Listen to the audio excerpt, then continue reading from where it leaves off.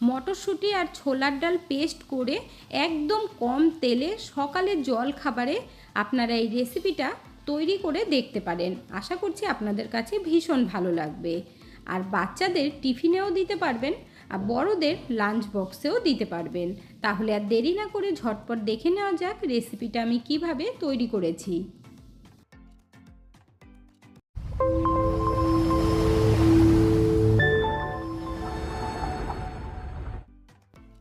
প্রথমে আমরা মটরশুঁটি ছাড়িয়ে নেব। এখন বাজারে খুব ভালো মটরশুঁটি পাওয়া যায়, তাই তাজা মটরশুঁটি দিয়েই করবেন। আর অফ সিজনে যখন মটরশুঁটি পাওয়া যায় না, তখন কিন্তু ফ্রোজেন মটর দিয়েও আপনারা তৈরি করতে পারবেন। এরপর লাগবে আমাদের ছোলার ডাল। এখানে 1 কাপ পরিমাণে ছোলার ডাল রাতে ভিজিয়ে রেখেছিলাম। আপনারা যদি সকালে জলখাবারে তৈরি করতে চান তাহলে রাত্রেবেলা ভিজিয়ে রাখবেন, তাহলে দেখবেন ছোলার ডালগুলো খুব সুন্দরভাবে ভিজে যাবে। এখানে আপনাদের দেখিয়ে দিচ্ছি, দেখুন ছোলার ডালগুলো কিন্তু ভালোভাবে ভিজে গেছে। এরপর ডালের জল ঝরিয়ে নেব। তারপর আমরা নিয়ে নেব মিক্সির জার। এর মধ্যে ছোলার ডাল সবগুলো দিয়ে দেব। তার সাথে দিয়ে দেব ছাড়িয়ে রাখা মটরশুঁটি। এখানে আমি 1/2 কাপ পরিমাণে মটরশুঁটি নিয়েছি। এখন এই মটরশুঁটি ছোলার ডালের মধ্যে দিয়ে দেব আদা। 1/2 ইঞ্চি নিয়েছি, তারপর 4 টুকরো করে দিয়ে দিচ্ছি। আদা দিলে সেন্টটা খুব সুন্দর আসে আর খেতেও ভালো লাগবে। ঝালের জন্য দিয়ে দেব 2টো কাঁচা লঙ্কা। আপনারা আপনাদের আন্দাজ মতো ঝাল দেবেন। আর রেসিপিটা কিন্তু ভীষণ হেলদি হবে বন্ধুরা, সেটা আপনারা তৈরি করলেই বুঝতে পারবেন। দিয়ে দেব বেশি করে ধনেপাতা, তাতে করে টেস্টটা খুব সুন্দর হবে। এখন এই ডাল আর মটরশুঁটি পেস্ট করার জন্য এর মধ্যে অল্প করে জল দিয়ে দেব। 1/2 কাপ পরিমাণে নিয়েছি, দেখুন অল্প অল্প জল দিয়ে ভালোভাবে পেস্ট করে নিতে হবে। এখানে আমি একটা মিক্সিং বোলের মধ্যে ডাল আর মটরশুঁটির পেস্ট ঢেলে নিয়েছি। আর ধনেপাতা দেওয়ার জন্য দেখুন কালারটাও কিন্তু খুব সুন্দর হয়েছে। এখন আমরা ঢেকে রেখে দেব। তারপর চলে যাব গ্যাসের কাছে। ফ্রাই প্যান বসিয়ে দিয়ে বাটি মেপে জল দিয়ে দিচ্ছি। 1 বাটি দিয়ে আর অল্প করে দিয়েছি, আপনারা কাপ মেপে দিলে 1.5 কাপ দেবেন। তারপর অল্প করে নুন দিয়ে দিলাম। নুনটাকে ভালোভাবে মিশিয়ে দিতে হবে। জল খুব ভালোভাবে ফুটে যাবার পর দিয়ে দেব সুজি। এখানে আমি 1 কাপ পরিমাণে সুজি নিয়েছি। আর সুজিটা মোটা দানা বা সরু দানার হোক কোনো অসুবিধে নেই, গরম জলের মধ্যে দিলেই কিন্তু সুজিটা সিদ্ধ হয়ে যাবে। আর অল্প অল্প জল দিয়ে সমানে নাড়াতে হবে, না হলে কিন্তু একদম দলা পাকিয়ে যাবে। বন্ধুরা, আজকের রেসিপিটা যদি আপনাদের কাছে ভালো লেগে থাকে তাহলে আমার চ্যানেলটিকে অবশ্যই সাবস্ক্রাইব করবেন, পাশে থাকা বেল আইকনটি দাবিয়ে দেবেন, সবার সাথে শেয়ার করবেন, একটা লাইক করতে ভুলবেন না কিন্তু।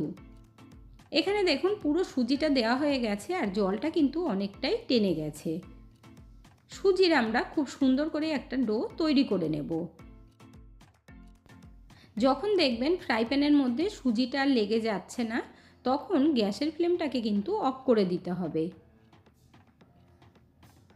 দেখুন ডো আমাদের একদম রেডি করা হয়ে গেল। এখন গ্যাসের ফ্লেম বন্ধ করে দিয়ে তারপর ঢেকে রেখে দেব, তাতে করে সুজিটা কিন্তু আরও ভালোভাবে সিদ্ধ হয়ে যাবে। এইভাবে আমরা 10 মিনিট রেখে দেব।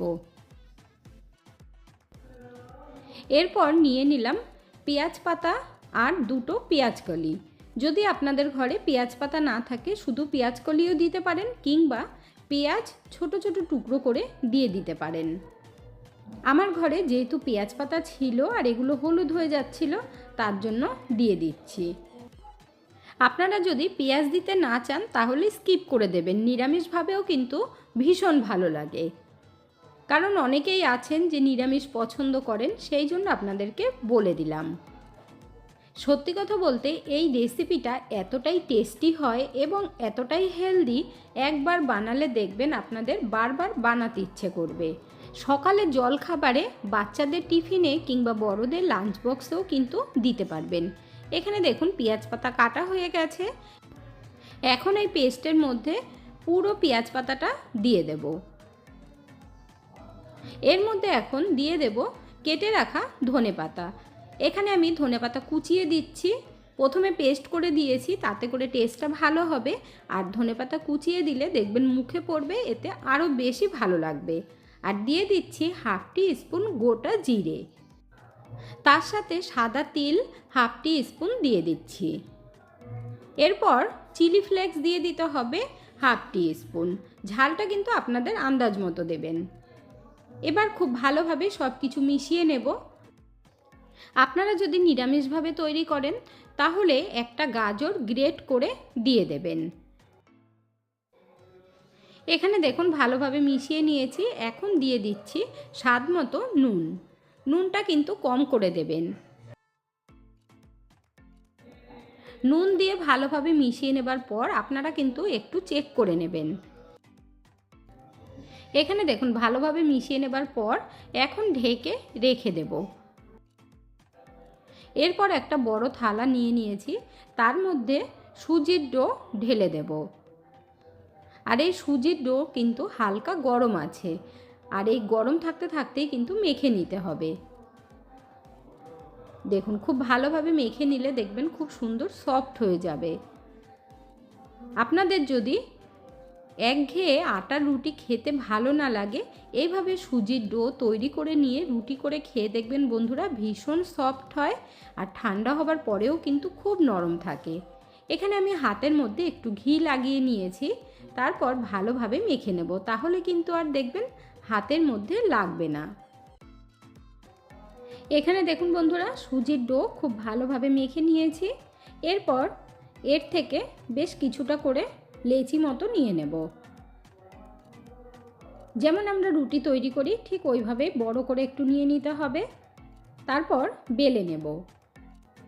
বেলার জন্য লাগবে আমাদের শুকনো আটা, অল্প করে দিয়ে দিতে হবে।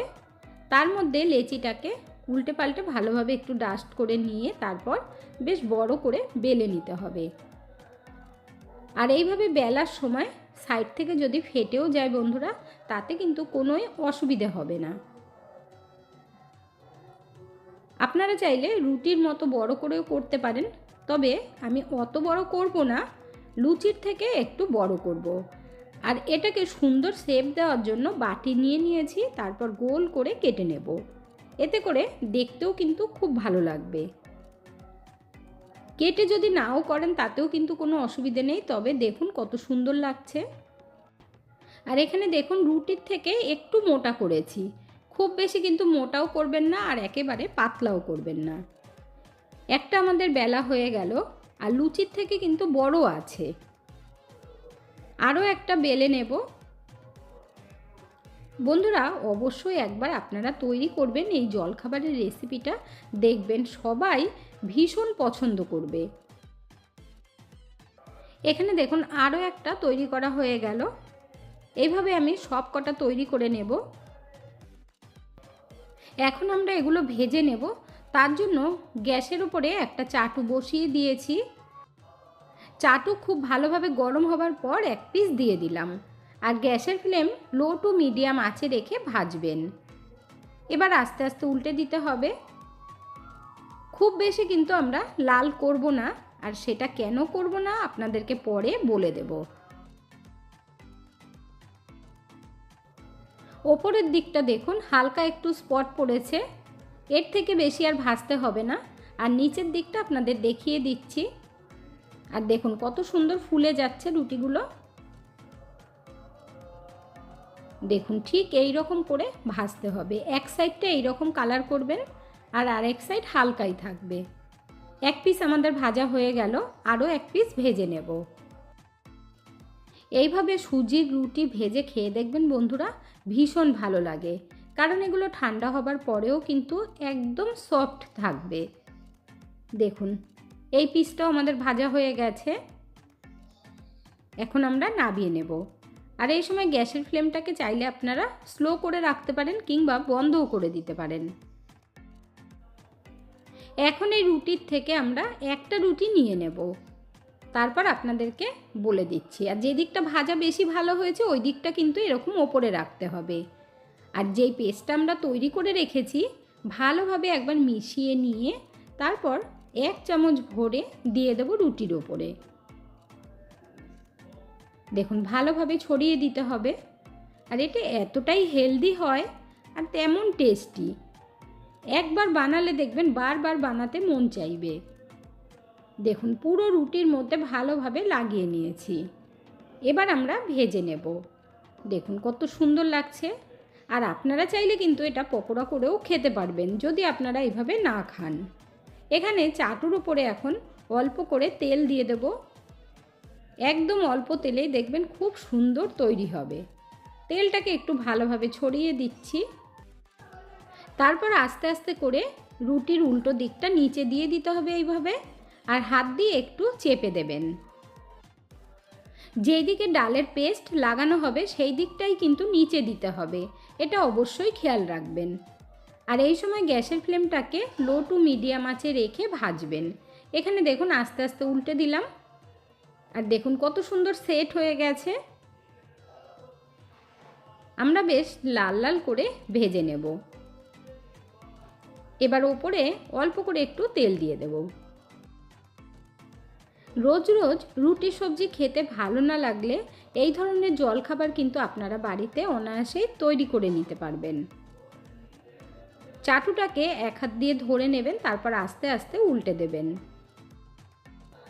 আশা করছি আপনাদের বুঝতে কোনো রকম অসুবিধে হয়নি কেন আমরা এক সাইডটা প্রথমে ভালো করে ভেজে নিয়েছি। দেখুন আরেক সাইডটাও কিন্তু খুব ভালোভাবে ভাজা হয়ে গেছে। এইভাবে লাল লাল করে ভেজে নামিয়ে নিতে হবে। এখানে আমি একটা প্লেটের মধ্যে নামিয়ে নিচ্ছি। আরও এক পিস ভেজে আপনাদেরকে দেখিয়ে দেব। একটু আস্তে করে দেবেন, আর দেওয়ার পর এইভাবে হাত দিয়ে একটু চেপে দিতে হবে। এখানে দেখুন বন্ধুরা আরও এক পিস আমাদের ভাজা হয়ে গেছে। এতে করে একটু যদি আপনারা লাল বেশি করেন তাহলে দেখবেন ওপরটা ক্রিস্পি হবে, খেতেও খুব ভালো লাগবে। কিন্তু ঠান্ডা হবার পর একদম সফট হয়ে যাবে। আর আপনারা যদি একসাথে দুটো ভাজতে চান, দেখুন একটু ছোট করলে কিন্তু চাটু যদি বড় হয় তাহলে 2-3টে একসাথেও ভাজা যাবে। আর রুটির মতো করলে একটা একটা করে ভাজতে হবে। এরপর টমেটো সসের সাথে সার্ভ করে নিলাম। দেখুন কত সুন্দর হয়েছে। 2 পিস খেলেই দেখবেন পেট ভরে যাবে। কাউকে একবার খাওয়ালে পরে কেউ বুঝতেই পারবে না যে আপনারা কিভাবে তৈরি করেছেন। এর আগে এই রেসিপি আপনাদের কখনোই দেখা হয়নি বা খাওয়া হয়নি। এতক্ষণ ধৈর্য ধরে ভিডিওটি দেখার জন্য অসংখ্য ধন্যবাদ। ভালো থাকবেন, সুস্থ থাকবেন। দেখা হচ্ছে পরের ভিডিওতে। Thank you.